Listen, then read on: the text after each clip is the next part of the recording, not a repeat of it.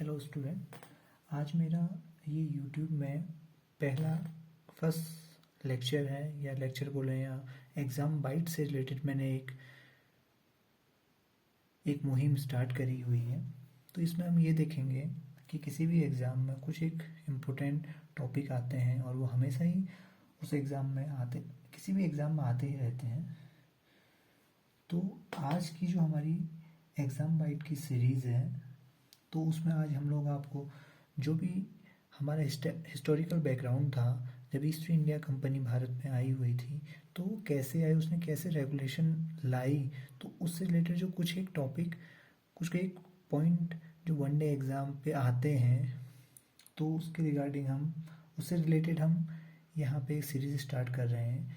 तो मैं first of all आप लोगों को ये बताना चाहूँगा, जब ईस्ट इंडिया कंपनी भारत में आई हुई थी तो ब्रिटिश ईस्ट इंडिया कंपनी वो आई जब 1600 ईस्वी में आई थी, और उसे जो आने का उन्होंने जो अपना एक जो हमारी ईस्ट इंडिया कंपनी थी, तो वो एक चार्टर के थ्रू आई थी। जब जो वहाँ की रानी थी, ब्रिटेन की जो रानी थी एलिजाबेथ की परमिशन से यहाँ पे आई हुई थी। तो अब कंपनी ने हमारे यहाँ पे, हमारे इंडिया पे शासन कितना किया, तो उसमें हमारे कुछ एक जो एग्ज़ाम बाइट से मैं पूरी डिटेल में तो आप जाऊँगा नहीं, बट मैं आपको जो कंपनी का शासन है उससे रिलेटेड कुछ रेगुलेटिंग एक्ट हैं उसके बारे में आपको बताना चाहूँगा। जैसे फर्स्ट रेगुलेटिंग एक्ट था, वो था आपका 1773 में रेगुलेटिंग एक्ट था। इसके दो तीन एक फीचर हैं। उन्होंने क्या इसमें इम्प्लीमेंट हुआ था, जो रेगुलेटिंग एक्ट है उसमें जो इम्पैक्ट हुआ था, देखो फर्स्ट में जो भारत में ईस्ट इंडिया कंपनी में उसके जो कार्यों का नियमितीकरण हुआ या नियमित हुआ, नियंत्रित हुआ, वो इस रेगुलेटिंग एक्ट के थ्रू हुआ था। और उसमें कंपनी की जो प्रशासनिक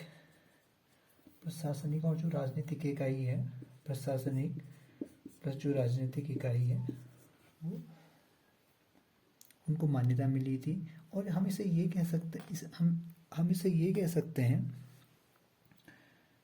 कि जो हमारा केंद्रीय प्रशासन है, केंद्रीय प्रशासन की एक नींव थी, एक तरह से केंद्रीय प्रशासन की एक नींव थी।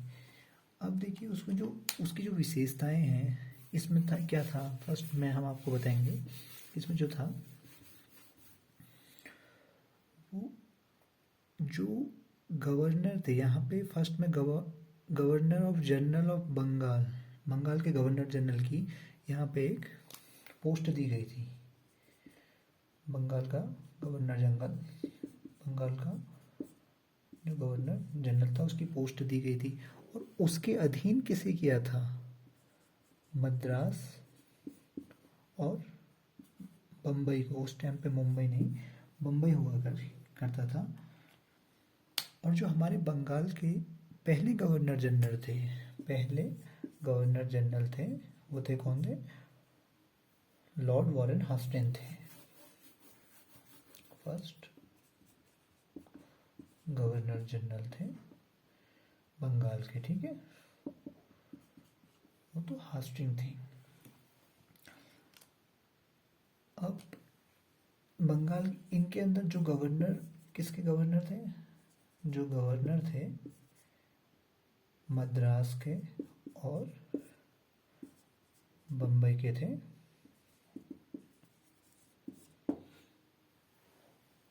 वो उनके अधीन कर दिए गए थे।